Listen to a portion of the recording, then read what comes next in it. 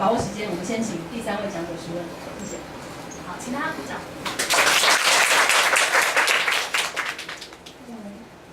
我非常紧张，所以请让我低头宣读。我这2天在想这个题目的时候，正好看到一个单人脱口秀，一个美国的单人脱口秀。那我觉得看单人脱口秀可以给我们很强大的幽默的力量。就如同某一个小说家说的，他说严肃跟接近真相不见得是同一件事。好，有的时候你轻盈起来就是可以接近真相。那个单人脱口秀的那个人呢，他那天的主题就是关于同志婚姻、同性恋婚姻。他说千万不要支持同性恋结婚 ，Don't let them marry each other。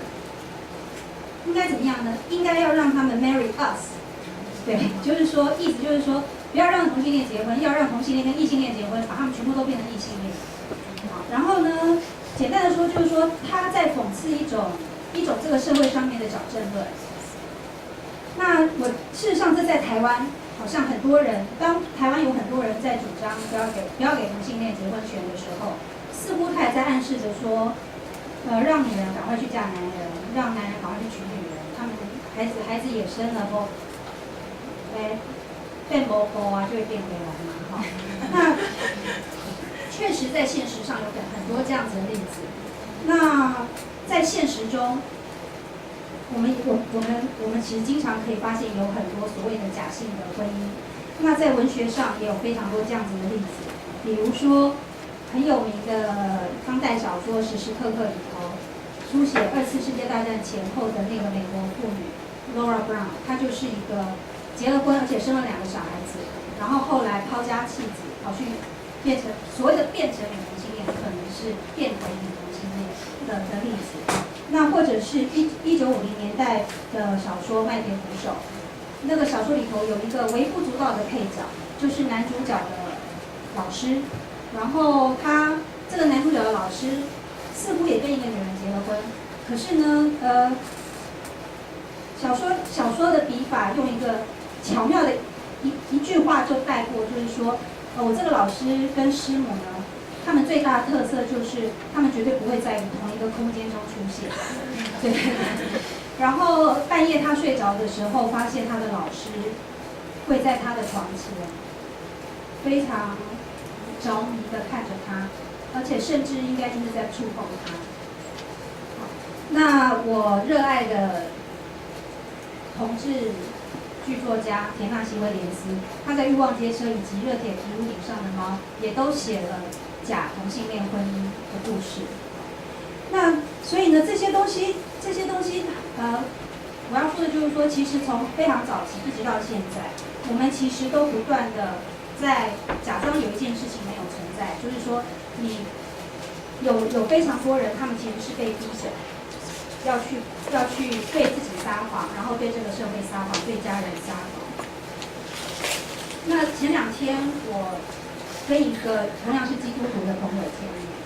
那我们有几个朋友之所以见面，是因为其中一个人他受洗成为基督徒，然后他是一个异性恋男性，但是呢，他说他对于圣经以及基督教里面对同性恋的看法感到不安，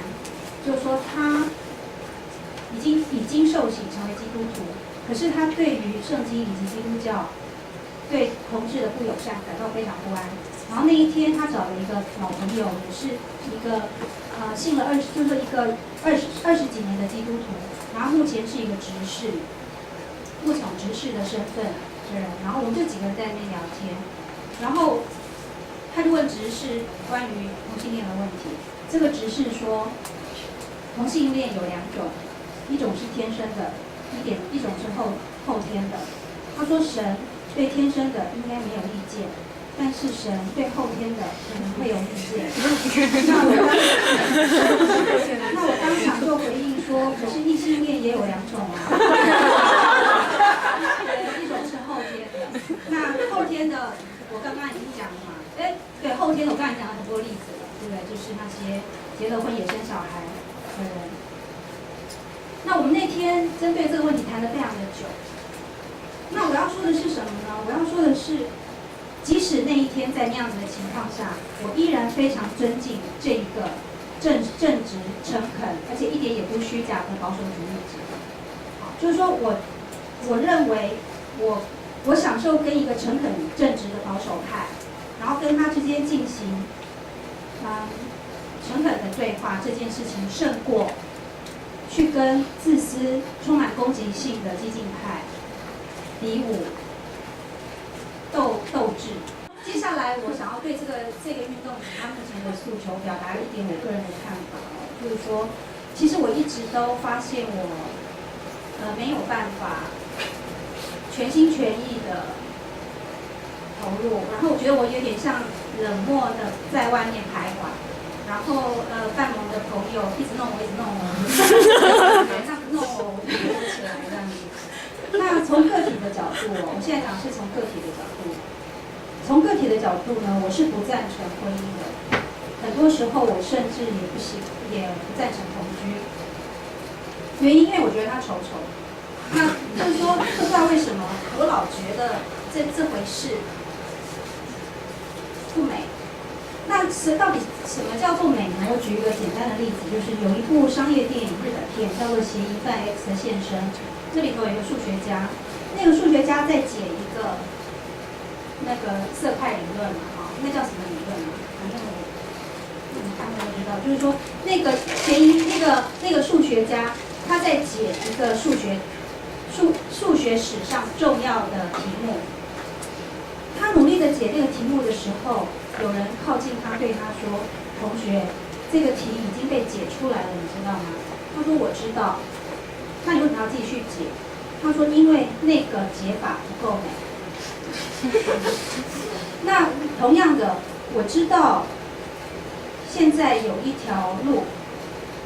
或者有一两条路，它是指向，就是现在我们眼前有几条指向幸福的道路。那但是呢，我老觉得，那些跟婚姻或者是同居有关的路，对我这样子的心性的人来说，好像有点不适合。这并不是因为我不渴望幸福。也不是因为我特别的强大，我不害怕孤独，而是因为我想要抵达幸福的方式，我想要走的那条路，好像不是这个样子的。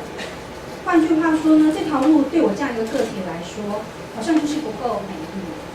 于是呢，那我相信，可能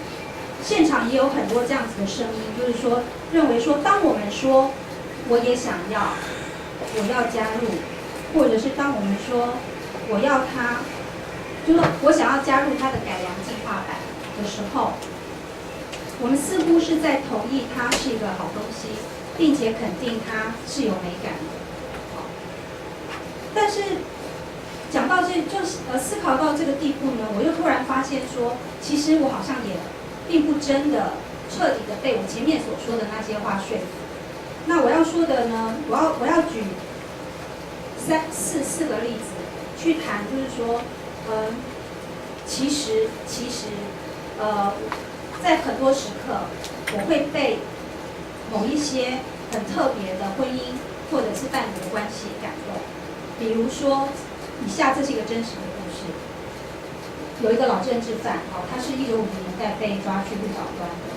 他出狱的时候，他坐牢了17年。回到家里，他太太等了他17年，然后带着女儿去他下船的口岸接他。他的女儿未满17岁，也就是说，他的太太在他被关的时候，另外生了一个小孩子。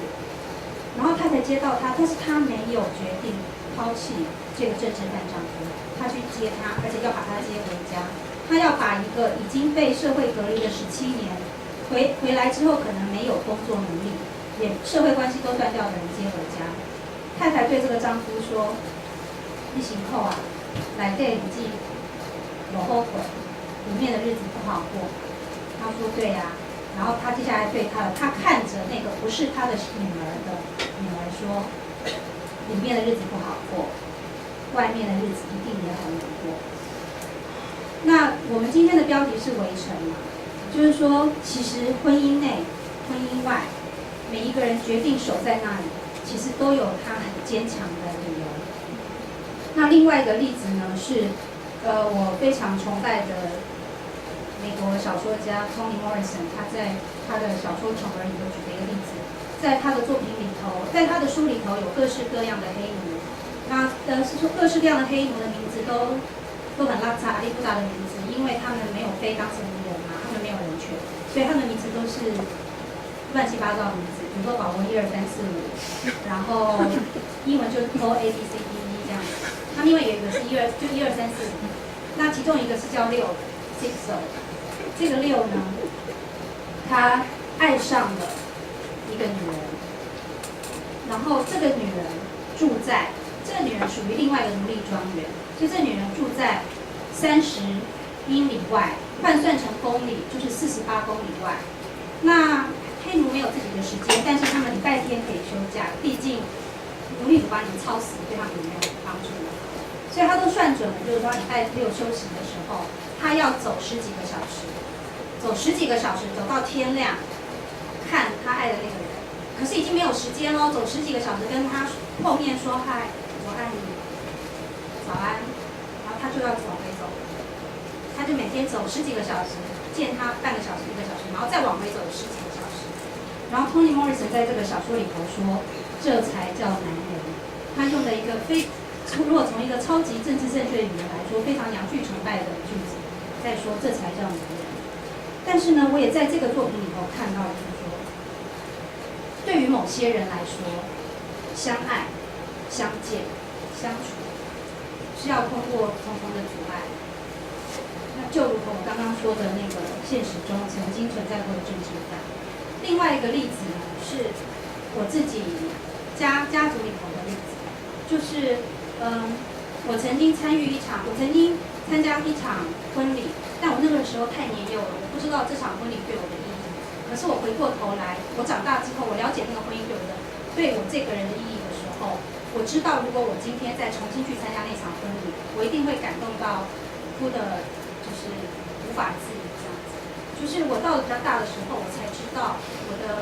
我的家庭里头有一个很近的亲戚，那我就姑且不说他跟我的关系，可是近亲。那他结婚的，他事实上是从女生变性成男生，然后跟他的女朋友结婚。然后他结婚的时候是30年前，你们可以知道他们遭遇了多么辛苦的一个过程。好，然后他动了变性手术，然后他总算跟他爱的人结婚在一起。那我觉得我后来发现其实如果我从个体的角度去谈什么事情对我美，什么事情对我不美的意义，倒不如我们去谈从集体的角度来看，从我以外，就是说当我跳离开我自己是谁，我自己在乎什么，就是说如果我们用这个，比如说我们如果用我们这个社会并不习惯，而且呢也不同意，并不祝福，而且不曾珍惜的事物，去污染婚姻体制的话，在这里污染是一个好字。如果我们用这个社会上不同意、不祝福、也不珍惜的事物去污染婚姻的话，其实我们就可以改变婚姻、改变伴侣、改变爱的意义。好，所以呢，一旦我们有能力去改变它的内涵，那婚姻跟伴侣关系它可以是非常美丽的，因为它只要被这些歪歪扭扭的，事实上真正美丽的事物感染了，它就会转化成一个对我来说是美丽的事情。那我觉得我觉得这个过程其实就是缓慢而根本的去改变我们这个社会以及我们这个社会对非一男一女、非异性恋所组织的家庭的看法。那但是呢，同时我也知道说，在同志运动或是 LGBT 运动的圈子里头，还是有很多朋友们他们是不打算加入，或者是说对于促进同志婚姻抱持着疑虑的人哈。那我会觉得说，其实当我们在讨论平等的时候，我会觉得，也许我们在思考同志婚姻伴侣权的过程里头，其实也是可以，花更多的时间跟不加入的人，对，讨论不加入的理由。但同时，我也会觉得不加入这个运动的朋友们，也可以更坦诚的跟伴侣联盟讨论，他们对于伴侣权或是对于婚姻制度的看法。因为我会觉得说，其实运动本身，或者是说运动的过程，其实就是差异以及差异性的表达嘛。那我觉得这个过程应该是一段非常亲密的友谊。那所谓友谊或是所谓的亲密关系，其实就是时间，就是在你所在意的问题上面投入时间，然后在这个过程中，也许会相互不同意，也许会吵架，但是我会觉得这一场亲密的友谊会是一段美好的对话的过程，彼此说服跟彼此丰富的过程，所以它不会是一场比赛谁比谁更激进的拳击赛，然后它也不会是，对，好，有一句话不好意思讲，那没关系，我继续讲，我们想听，我们想听，不还是我要，那我要说的是说，其实我坐在这边，我自己是觉得非常不安的，因为我一直跟泛盟的朋友说，我对这个议题有适应不良的问题，所以我就一直我就一直徘徊着，所以我老是不认为自己可以坐在这边说话，所以简单的说啦，就是说，其实我是非常祝福这个运动的，但是呢，我也祝福那些在性政治以及跟政治有关的美学问题上面，跟伴侣联盟的主张不一样的朋友。那其实呢，我最渴望的是这两群不一样的朋友，可以用更美好的方式，表现差异，并且让这个差异变得更有意义。因为我觉得，其实这个世界上面最艰难的冲突，其实是良善跟良善之间的冲突，从来都不是善恶或是保守激进之间的冲突。其实最深刻也最有意义的冲突，其实是良善跟良善的冲突，以及理想主义与另一种理想主义之间的冲突。那我就先说到这边，谢谢。